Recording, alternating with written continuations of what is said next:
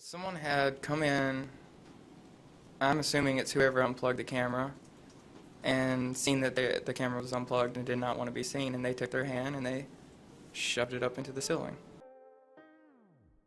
Hi everyone, I'm Kevin and this is Just Thought Lounge. This is the true crime channel that delivers well-balanced, serious coverage of the cases that really make you think.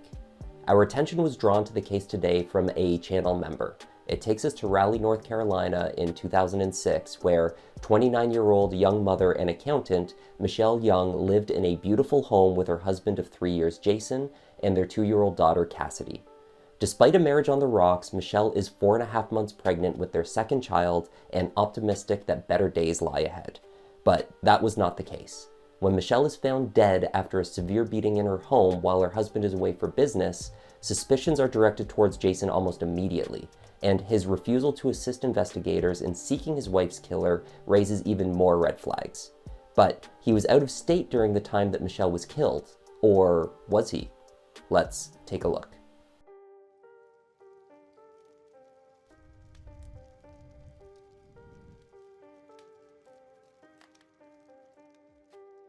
Michelle's sorority sister and close friend Shelley arrived at the Youngs' home on Birchleaf Drive at around 6:30 on the evening of the 2nd of November 2006. She came to have dinner and to watch Grey's Anatomy on television with Michelle. The women had dinner, bathed 2-year-old Cassidy, diapered her, and dressed her in fuzzy pink pajamas. They chatted about an argument Michelle and Jason had had over Michelle's mother Linda staying at their home for the majority of the time between Thanksgiving and Christmas. Jason was not a fan of these plans, or his mother-in-law apparently. Shelley said later that she had an eerie feeling that evening. She asked Michelle if she was scared to be alone. Michelle said, Jason's heard a lot of noises lately around the house, but Michelle's thoughts were, if someone's going to break in and their intention is to kill you, then that's what they're going to do. Shelley found this response unsettling. She said she felt like the two were being watched and asked Michelle to walk her to her vehicle before she left. That was the last time she saw her friend alive. At about noon the next day, Meredith Fisher, the younger sister of Michelle Young, retrieved a message on her phone from her brother-in-law Jason. He left on a short business trip the afternoon before and wanted her to stop by their house quickly and pick up some printouts that he has left sitting in full view in his home office. The papers are of a selection of designer handbags that he was thinking about as a late anniversary gift for Michelle. He had absent-mindedly left them out. If Michelle saw them, the surprise would be ruined. Meredith thought this request was a bit odd. Their wedding anniversary was 3 weeks prior, and Jason had left for his trip over 17 hours earlier. Surely it was too late, and Michelle would have seen them by now. Meredith lived only 15 minutes away and had the time, so she made her way over to the Young house on Birchleaf Drive, arriving sometime just after 1 p.m. Meredith didn't have her set of house keys with her, so she forced her way in by lifting the garage door. The first sign that something was amiss was immediate. When Meredith ducked under the door, she sees that Michelle's car was still parked in the garage. Also, their dog, usually left out in their secured backyard, was barking loudly from inside. Meredith went through the unlocked door from the garage to the house. Walking through the kitchen, Meredith noted Michelle's purse on the floor, another unsettling indication that her sister was not at work where she should be. She calls her sister's name multiple times but has no response. When she reached the second floor, Meredith saw what she thinks at first may be dark red hair dye or possibly red nail polish splatter on the carpeting as she ascends the stairs. But as she follows that line of sight to her little niece's bathroom, she sees red stains all over the floor.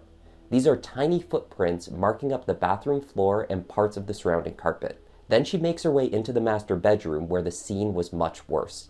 Michelle was laying face down on the floor between the bed and the closet. Meredith immediately reached for the phone and dialed 911. As she does so, the comforter on the bed rustles and out popped Cassidy, who had been hiding underneath. She clung to her aunt while the call was placed for emergency services. Location emergency? I need an ambulance. Okay. It's an emergency. What address are you at, ma'am? Ma'am, what's your phone number in case I lose you? Problem, tell me exactly what happened. I think my sister's dead. Okay, tell me what happened, ma'am. I have no idea. Oh my God. All right, stay on the phone with me, please.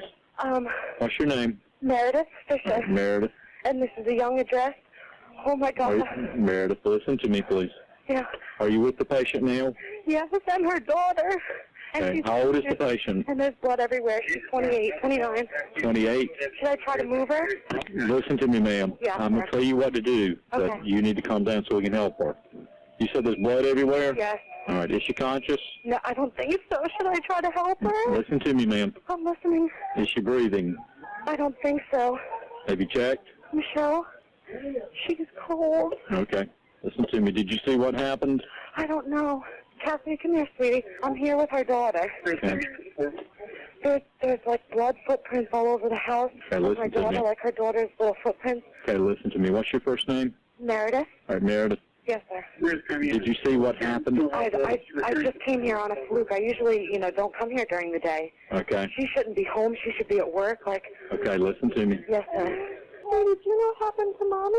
Did she fall? She got a goose. She got gooses everywhere, and she got. Do you think she's beyond any help? I don't know. Honestly, You don't know? All right. I'm normally very good under Okay. pressure. We're going to tell you what to do then, okay? Yes, sir. Are you right by her now? I'm keeping her daughter out of there. Okay. All right, so you're not with her? I'm right outside the bedroom. All right. Can you get her daughter secured? Can you carry the phone into where she's at? Yes. All right. Can you secure her daughter? Cassidy, sweetie, can you stay in your room for 2 seconds, okay? Okay. Okay. Can you close the door for 2 seconds? I'll be right back in there, okay, sweetie? All right. Can you get her on her back? Okay. Oh, my God. Michelle? I don't think so. She's so heavy. All right, see if you can get her on her back. I really think she's dead. Pardon? I really think she's dead. Okay. You can't roll her over? Not easily. All right, you're going to have to try. Hang on, I'm trying to see if I can get her pulse. We got to try to do CPR if we can get her on her back, Meredith. So she's ice cold. She's cold? Okay. All right. And her body is stiff. Okay. Then don't try. If she's cold, then there's Oh, my God. probably nothing else you can do. Should I not touch anything? All right. Try not to touch anything more than you did. Was anything out of place or unusual when you came in? This place does not look like what it normally looks like. Okay. What? There's blood in the bed. Okay. All right. Try not to touch anything else, okay? Okay, I just moved a pillow. Just leave everything exactly where it is then. Meredith was not able to turn over her sister and attempt any life-saving measures. It was undoubtedly too late for these efforts anyways. Michelle was rigid and cold to the touch. Meredith ushered Cassidy outside of the house where the two waited. The toddler was not injured in any way. According to her aunt, little Cassidy did not appear distressed or traumatized at this point in time. We can't know what, if anything, she saw, but she was still talkative when emergency services first arrived, mentioning her mum had boo-boos and, according to Meredith, even referencing her daddy, although the context here is unclear. It's difficult to hear in the recorded call, but Meredith says that Cassidy mentioned her father while on the phone with the 911 dispatcher. She said she heard her say daddy early in the call. When she asked her further questions, Cassidy was using the pronoun he. There on that day, when we were in the fire truck, she continued to talk about her father, Meredith says. And later when we got back to my house, a child psychologist was there, but she had just shut down. What is curious about Cassidy when her aunt discovers her under the bed covers is that she is remarkably clean. Despite tiny footprints made with bare feet visible across whole areas of the flooring in the master bedroom and into the child's bathroom, there is not a drop of visible blood on her, and she was found by her aunt wearing a pair of booties. Cassidy was dressed in the same pajamas that Michelle and Shelley had dressed her in for bed the night before. Testing would later find trace amounts of blood on these pajamas, but nothing visible to the naked eye. Cassidy was also no longer wearing a diaper despite not being potty trained. Meredith says that she did not clean her up upon finding her at the scene. So somebody, after the attack on her mother had taken place, had cared enough to clean up the little girl before fleeing the scene. Footprints on the carpet leading to the child's bathroom abruptly stopped a few feet from the entrance, only to appear again inside on the tiling and a small step stool by the sink. The child was perhaps lifted these few feet inside the door. The markings are scattered in a chaotic pattern around the sink and the bathtub, and smudges are visible on the walls at about toddler height. Behind the door, more markings were found, indicating that Cassidy had been inside with the door closed at some point. There were a few drops on a towel next to the bathtub, but no traces of blood were found in the tub itself. A garden hose sitting out on the pathway in the yard was found dripping, and a portion of the walkway appeared to have been hosed down.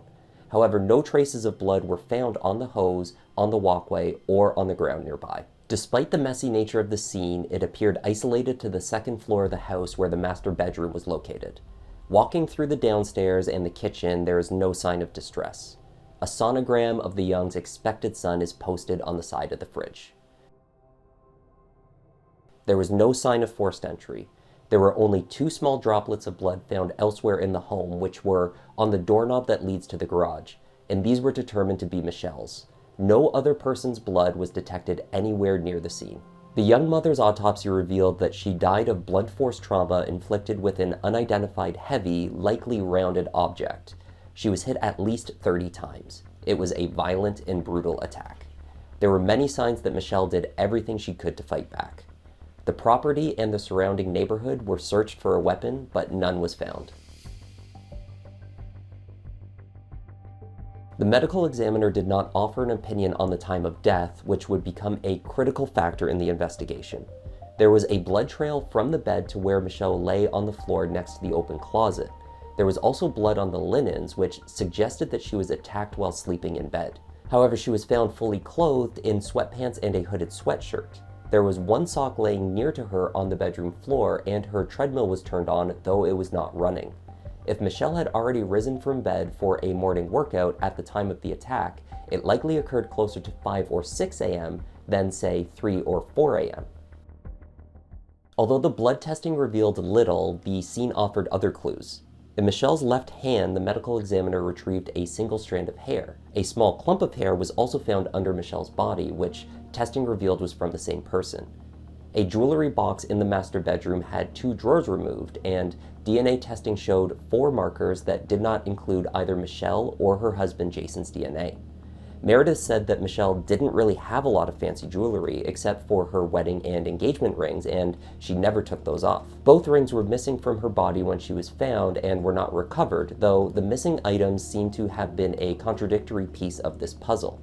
The brutality of the attack itself suggested that this was more than a robbery.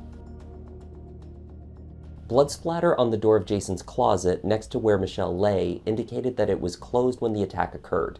When responders arrived at the scene, however, this door was sitting open, suggesting it had been purposefully accessed after the murder. Unlike the jewelry box, there were no items missing from the closet. Additional unidentified fingerprints were found in the house, including on the printouts of the purses that Jason had been considering as an anniversary gift. These were found on an office printer with 3 fingerprints. 1 matched Jason, and 2 others were unidentified. Scattered around the master bedroom were a handful of decorative pillows, most resting on the floor. Footwear impressions left in blood on 2 of these pillows showed 2 distinct shoe types corresponding to 2 sets of adult-sized feet. 1 set was consistent with a size 12 Hush Puppy brand-style shoe. Additional impressions were made by a different shoe type consistent with a size 10 Airfit or Franklin athletic shoe. Also in the office, the home computer search history was analyzed. Internet searches for purses were made on the night before Jason left. Also, MapQuest inquiries for directions between Raleigh and Clintwood, Virginia, where Jason was traveling. At an undetermined time, internet searches were made on the Youngs' home computer for anatomy of a knockout, head trauma blackout, head blow knockout, and head trauma. The news of Michelle's death reached Jason Young at his parents' home in North Carolina. Jason's sales trip in Virginia had brought him close to home, so he decided to visit and spend the night after his sales calls were complete. His mother and his stepfather waited for his arrival in person to give him the news. He arrived sometime later in the afternoon and appeared shocked and devastated when told about Michelle. As he and his family made the 4-hour drive back to Raleigh, a close friend of his, Ryan, had called and told him that the police were asking a lot of questions about him. Jason made the decision then not to speak with the police. He retained a criminal lawyer and refused to answer any questions. There were a handful of obvious reasons to immediately place Jason under suspicion despite his apparent alibi on a work trip, and his refusal to offer even basic information about his wife that could aid in the initial steps of the investigation helped the case against him. First, he is the husband, and the couple made no secret of their marital struggles. They often fought in public and shared their troubles with friends and family. Jason's infidelities were not well concealed, and his cell phone records showed as many calls home to his wife as to his girlfriend. More on that later. That whoever had brutally killed Michelle also took the time to clean up Cassidy seemed to also point in Jason's direction. The internet searches retrieved on the home computer were also curious. And the closet door left open held his clothing, which investigators surmised was likely a sign of him grabbing a change of clothes after the attack. Upon his arrival in Raleigh, police seized his vehicle, a white Ford Explorer. They also returned to his hotel room at the Hampton Court Inn in Hillsville, Virginia, where he had checked in the night before. There were no traces of blood found in either Jason's SUV or in his hotel room. Forensic analysts were unable to link any fibers from the hotel to the crime scene in Michelle and Jason's master bedroom. Testing of Jason's clothing and his luggage found within his vehicle also failed to return any links. His fingerprints were found in the bedroom, of course, although none of his fingerprints contained blood. Forensic analysis of the hair found with Michelle did not match Jason. Jason was examined by officers of the Wake County Sheriff's Office on the 7th of November, and he did not have any cuts, bruises, or other injuries to his hands or body, aside from a bruised and broken toenail. What investigators did retrieve from the vehicle did not help their case. First, they found a pair of hush puppy shoes size 12, but they did not fit the prints at the scene. In his SUV, investigators also found the hotel receipt from the Hampton Inn that had been slipped under Jason's room door between 3 a.m. and 5 a.m. the night before, as well as the hotel-labeled copy of that day's USA Today newspaper, both inarguable evidence that Jason had been in his room in Virginia that morning. All of that meant that if Jason had committed the murder, he had to have done so within a strict window of time. Investigators set out to prove the theory that Jason had left the hotel at midnight, made the 170-mile trip back to Raleigh, murdered his wife, cleaned up his daughter, and then returned back to the Hampton Inn early that morning. The murder investigation lasted 3 years. Jason was indicted on first-degree murder charges on the 14th of December 2009 and went to trial at Wake County Superior Court on the 11th of May 2011. There was no direct physical evidence linking Jason to the crime. There were 6 fingerprints that remained unidentified. The missing pieces of jewelry, including Michelle's wedding rings, were never located, nor was there a murder weapon. There were, however, some curious circumstances surrounding Jason's timeline on the night of the murder that had investigators convinced that he was covering his steps. Jason Young purchased gasoline in Raleigh at approximately 7:30 p.m. on the 2nd of November 2006, and then went to a Cracker Barrel restaurant in Greensboro for dinner, leaving at 9:25 p.m. Jason is seen checking into his room at the Hampton Inn in Hillsville, Virginia at 10:54 p.m. Data from the keycards used to gain access to the hotel rooms showed that he entered his room at 10:56 p.m. and did not use his keycard to re-enter his hotel room for the remainder of his stay. Jason had started a new role selling electronic healthcare record software, and he was still getting his footing, so he says he spent about an hour in his room reviewing his notes and his pitch for the next morning. He realizes that he has left his laptop charger in the car, so he exits the room and goes out a side exit door to the parking lot. Since the exit door could not be opened from the exterior without a keycard, and he had left his keycard in his room, Jason broke a stick off a nearby shrub and stuck it in the door while he went to retrieve his charger. At about midnight, Jason is captured again by security cameras in the hotel, this time at the front desk and then walking down a hallway that leads to stairs and an exit door. He has purchased a cigar and a newspaper and was headed outside to smoke it. Jason says he again propped open a side door with a small stick from the flower bed so that he could easily slip back inside when he was finished his cigar. Similarly, it was possible to close the door to the hotel room such that it appeared shut but would push back open without the use of the keycard. Firmly closing the doors made a bit of noise, and not wishing to disturb his neighbors, Jason opted for leaving his door slightly ajar in this manner so that he could slip out with his cigar and newspaper and then back in around midnight. If Jason did not slip back into his room and instead went directly to his vehicle for the drive back to Raleigh, he would have had approximately 2.5 to 3 hours to drive from Hillsville to Raleigh, arriving at his home at roughly 3 a.m. Early in the morning on the 3rd of November, Hampton Inn clerk Keith Hicks noticed that the emergency door on the first floor at the western end of the hotel was propped open with a small red rock. Mr. Hicks removed the rock and shut the door. When Mr. Hicks returned to the front desk and reviewed the hotel's surveillance cameras, he noticed that the camera was malfunctioning in the same stairwell where the door was left ajar. Or anywhere between 4 or 5 a.m., I noticed that the camera was unplugged, facing to an emergency exit door. So when I went around to do the papers and deliver the papers, I went up to the first floor, into the first floor hallway, went through the exit door, and noticed that the emergency door was propped open with a rock. And emergency doors, you can only access from the inside. You can't get it back in from the outside. So I thought it was weird that they were propped open. I also thought it was weird the camera was unplugged.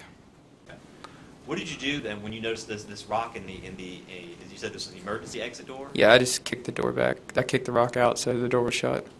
And then I informed the maintenance of the camera issue, and then we got that fixed. I'm sorry, could you see though that it was unplugged from where you were? Yeah, you can see it from the bottom. You can see the wire in the back was pulled out. Hicks asked a maintenance worker, Elmer Goad, to plug the camera in again. Mr. Goad testified that if someone were 6 feet tall, they would be able to easily reach the camera's plug. The last image from the camera was at 11:19 p.m. on the 2nd of November, and no images were recorded until 5:50 a.m. on the 3rd of November when Mr. Goad got a stepladder and plugged the camera in again. The camera worked properly from 5:50 a.m. until 6:34 a.m., but then at 6:35 a.m., the camera was pointed at the ceiling. Mr. Goad put the camera back in position and focused it on the bottom of the stairs a few minutes later. Anywhere 15-20 minutes later, that while the breakfast lady was setting up her breakfast and everything was going on in the morning, I looked back at the monitor, and the same camera had been shoved up into the roof. Now, explain what you mean to this jury about shoved up into the roof. Someone had come in, I'm assuming it's whoever unplugged the camera, and seen that the camera was unplugged and did not want to be seen, and they took their hand and they shoved it up into the ceiling.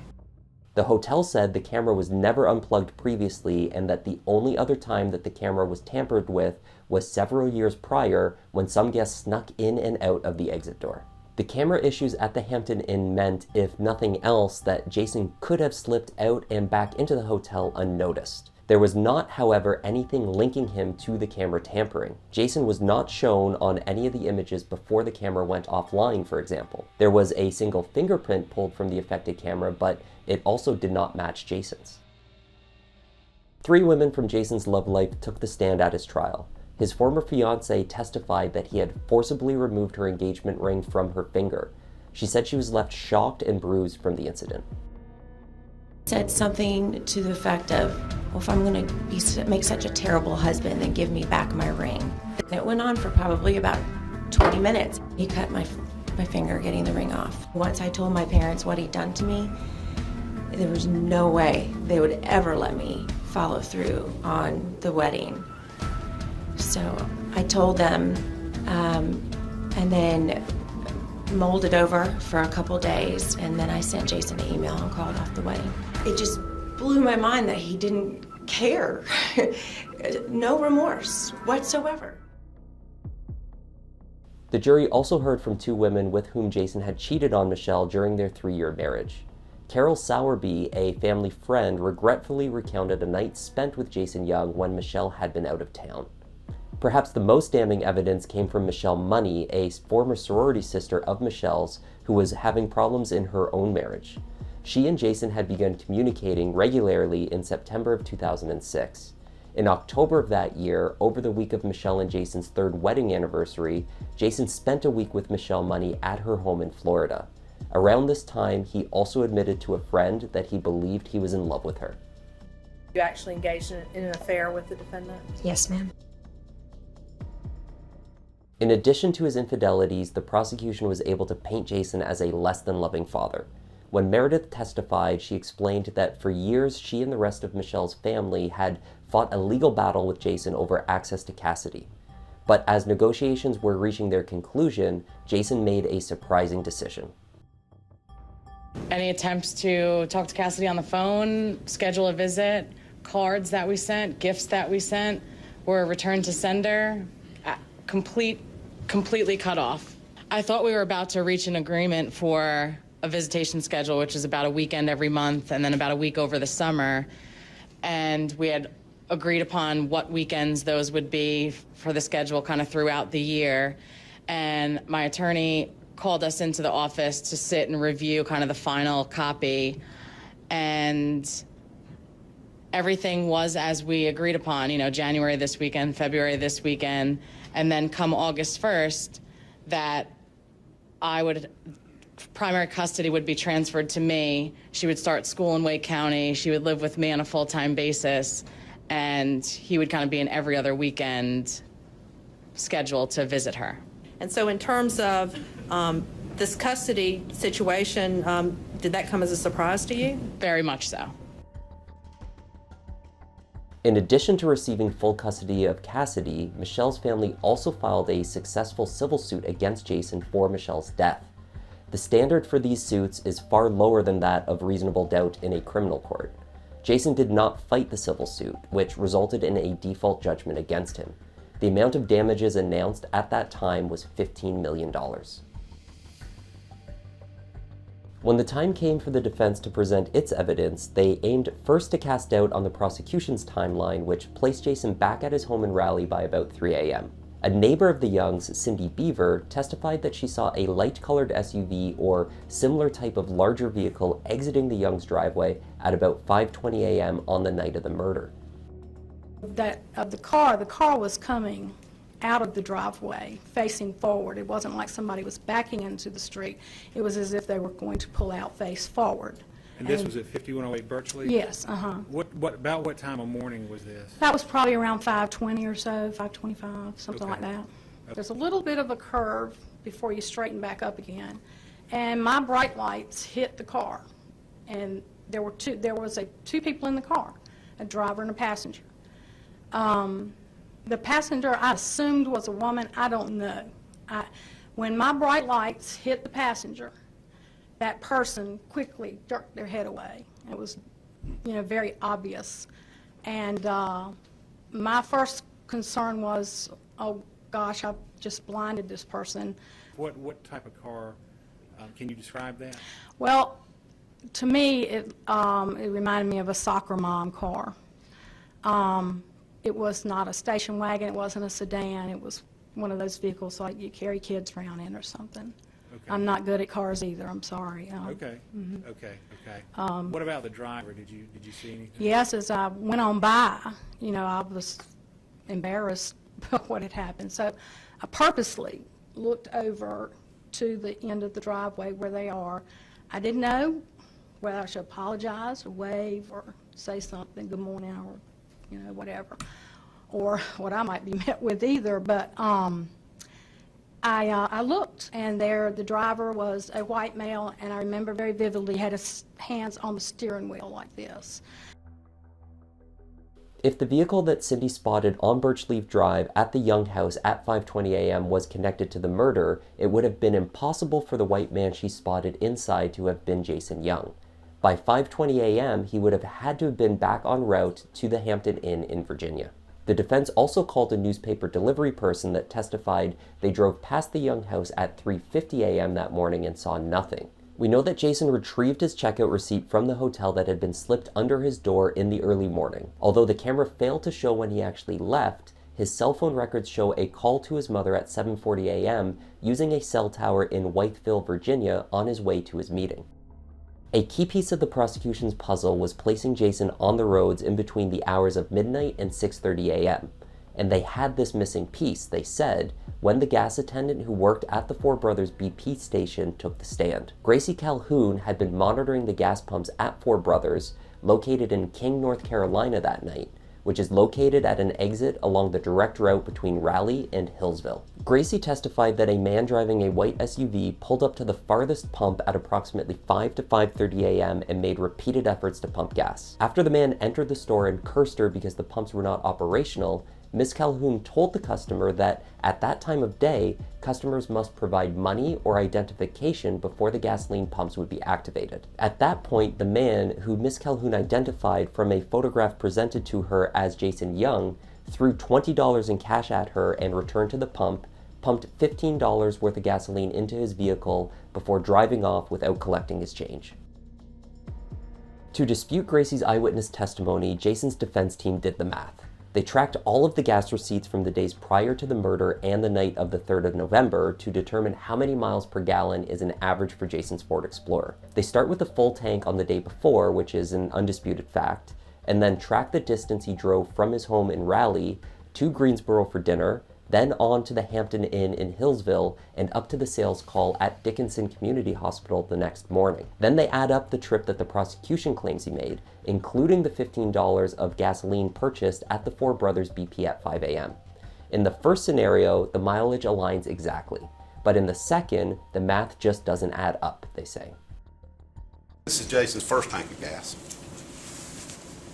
He stopped at the Handy Hugo's and filled up. Doesn't matter how much gas he got at the Handy Hugo's, it just matters that he filled up. What's the last miles per gallon? 19.55. Think about this, ladies and gentlemen. He didn't have any reason to try to be hiding any gas.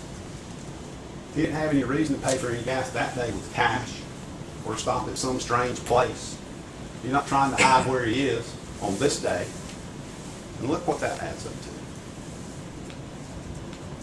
19.51. That verifies that the gas mileage I told you that looked like it might be a little much on his trip up there is not much at all. That's what that car was getting.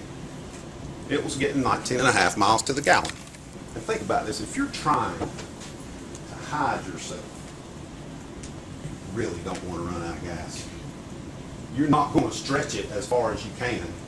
You're going to stop when your gas light comes on. If he used every drop of gas in that car, that's 20.386 miles to the gallon. And that doesn't seem like a whole lot more than 19.5 until you do this math. He would have run out of gas 18.8 miles before he got there and been sitting on the side of the road. When Jason took the stand in his own defense in June 2011, it was the first time he would tell his side of the story. He admits he is guilty of affairs, but not of murder. Did her getting pregnant cause you to get married? No, it didn't cause us to get married. It certainly expedited the marriage. It sped up. It happened sooner? Absolutely. It made it happen. It made it happen sooner. I think it was eventually going to happen on my schedule. It would have probably been stretched out a little more. On her schedule, it would have probably been a little sooner. So it expedited both of those schedules. I remember Cassidy, in the toddling stage, toddling into the den, and she had a shirt on that Michelle bought that said, "I'm going to be a big sister," and I don't even think, just being the non-pay attention person, I don't even think it hit me at first. I remember just seeing more Cassidy and kind of thinking, played with Cassidy, and Michelle was looking at me kind of like excited-wise, and I remember looking again, and I was thrilled. The result was a hung jury. 8 jurors voted to acquit Jason, and 4 to convict of first-degree murder. The state chose to retry the case promptly the following year.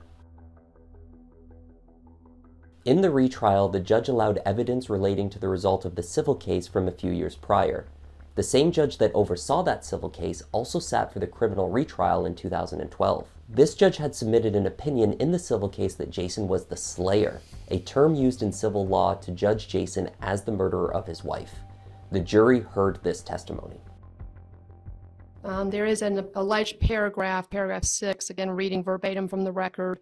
In the early morning hours of November 3rd, 2006, Jason Young brutally murdered Michelle Young at their residence. Was a judgment entered? Yes. Signed by the Superior Court judge, a judgment declaring within the civil statute this defendant, Jason Young, to be the slayer, that is, that he unlawfully killed Michelle Marie Fisher Young, within the definition of slayer in the civil law. Is that correct? That is correct. In the second trial, the jury returned a guilty verdict. Jason Young was sentenced to life without the possibility of parole.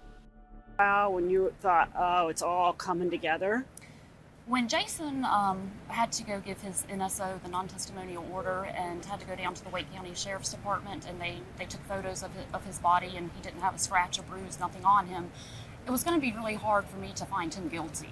I guess really then on Friday before we went to deliberate, he gave out about a 6-page a document saying, you know, certain parts of the law that we could use and circumstantial evidence. There was a mountain of it. There was no direct evidence, you know, directly linking him to the crime.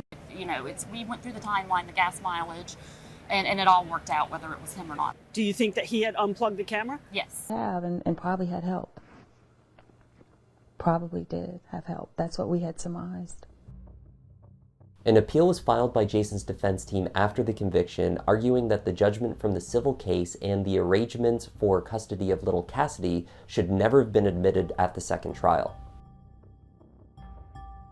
As far as the issue of the evidence at trial, I think we know it's prejudicial because we already had a test case. We had the first trial, 8 people voted not guilty, 4 people voted guilty, and the only substantive evidence, viewing the record, that changed in the second trial was the wrongful death slayer evidence and the child custody complaint. And the verdict went from 8-4 to 12-0. His team won this appeal, and Jason was initially awarded a new trial. However, in May 2015, the state Supreme Court overturned this decision. And that's the story of Michelle Young and the conviction of her husband, Jason. Thanks so much for joining me to examine this case once again. I'm Kevin, this is Just Thought Lounge, and I'll see you in the next one.